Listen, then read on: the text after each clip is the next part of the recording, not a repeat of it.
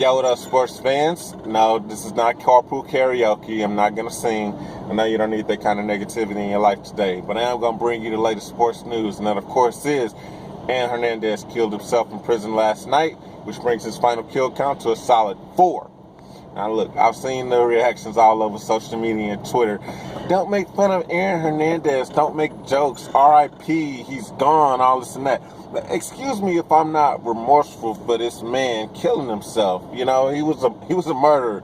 He took the lives of other people. I mean, that's like being sad and saying R.I.P. to the Facebook killer, the guy that killed that old man on Facebook Live. It don't make a lot of sense. Excuse me for not taking this news to heart so much. I was actually sad when the news came down that he was going to prison for these murders. I was like, what a waste of life, what a waste of talent. Why would somebody who just got a $40 million contract from the best team in the NFL, somebody that's doing something that only less than 1% of the general population dreams of doing, which is playing in a professional sports league like the NFL, that was when I was sad about this shit. Now it's just like, I mean, he wasn't getting out of prison. That's the thing. A lot of people were confused. After he got acquitted for the double homicide that he just got acquitted for, people thought that, oh, he's about to get out. You know, he's about to go. I heard people saying he was about to go back to the NFL.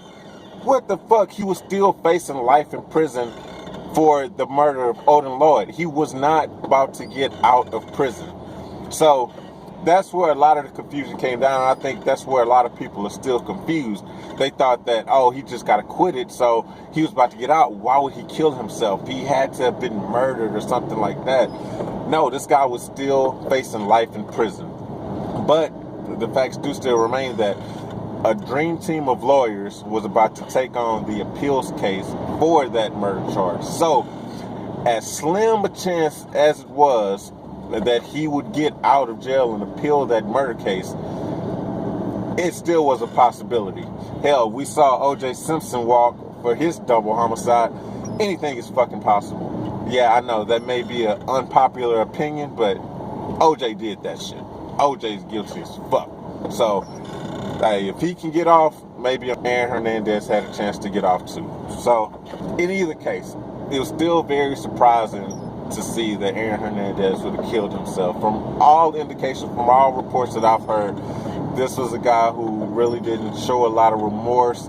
This was a guy that was kind of laughing and joking and stuff with his lawyers in the courtroom, blowing kisses at his daughter during the court proceedings. So it does seem kind of weird that he would have killed himself. Plus, like I say, there was still that glimmer of hope that he could have got out and walked. It would have been years from now, but there was still a chance. So, hey, we may never know what actually happened to make him kill himself or how he ended up dying in prison last night. Now, speaking of Aaron Hernandez, his former team. Speaking of Aaron Hernandez, his former team and teammates are going to visit the White House this morning to celebrate their recent Super Bowl win. Now, of course, you got 6 players who will not be attending the White House because of their political views, and this happens every year. This happens every year. People don't visit the White House because of their political affiliations or lack thereof. But this year, yeah, it's going to get a lot of publicity. It's going to get a lot of speculation as to why people aren't going. And people are going to have a lot of shit to say about it. Needless to the fact that these motherfuckers have their rights. They can go or they cannot go. But like I say, people are still going to voice their opinions. Oh, you should go. It's such an honor to meet the president. You should have to go and shake the hand of. No, you fucking don't. You have rights. You don't have to go and meet anybody that you don't want to fucking meet. So, give me with that shit, man. We got local Houston legend Andre Johnson retiring where he should be rightfully a Houston Texan, baby. So that's going to happen today as well.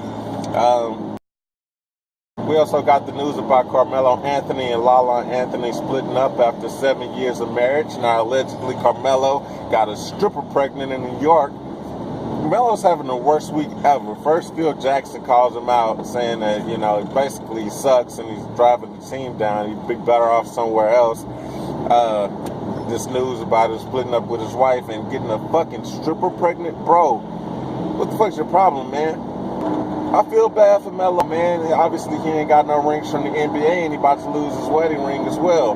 Of course, he went to Lala and was like, man, D-Wade can get away with it. How come Kobe can get away with it? She's like, you got 5 rings, bro? Sad stuff, man. Rings talk. Rings matter. Now, of course, Carmelo and the Knicks were not a part of this year's playoffs, but we do have the NBA playoffs still going strong right now. It's kind of going as expected. You know, the seedings are working out as they normally would, all except for, of course, the Boston Celtics, who, that's a sad situation with Isiah Thomas losing his sister earlier this weekend. I'm sure it's affecting his play. I couldn't imagine going through something like that and still having to play basketball and stay professional with that type of family situation. So, man, my heart goes out to him and his family in Houston. Hopefully, Boston can bounce back and get things on track, but I don't know, man. Basketball may be secondary to that brother right now, and obviously we're seeing the effects of it. To have an 8 seed come out there and basically be manhandling the Boston Celtics like that. As far as the Houston Rockets in the playoffs, the story coming out of Houston is, of course, Patrick Beverly. Now, I said Patrick Beverly is our X factor. He's going to be the guy that's going to get us a championship this year.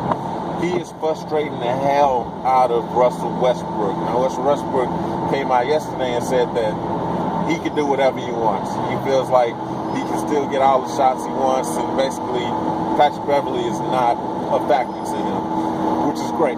I love this because Pat Bev is actually in that boy's head, and you can tell by a statement like that. He's like a little kid.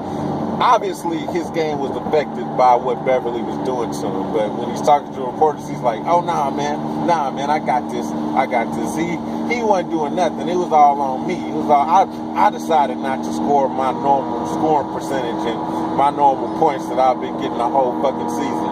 All right, Russ. All right, bro. Yeah, I'm with you. I believe you, man. Yeah, have nothing to do with Bev. So I'm excited to hear this kind of shit, man, because like I say, you can tell that he's getting under Westbrook's skin. He's getting into his head. So Bev just needs to continue to play his game, and he's the X factor. He's that lunatic that you need on your team to be able to frustrate the other guys. Of course, Harden is still our main guy.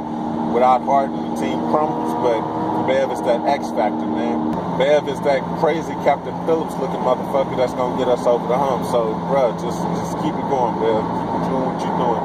But yeah, man, that's a dark show today. You know, a lot of morbidness, a lot of death and things like that. But basically, man, that's our show for this week. Thank y'all for tuning in like each and every week. Peace and love to you guys. Peace. I'm well acquainted with your hood like the back of your head, fool.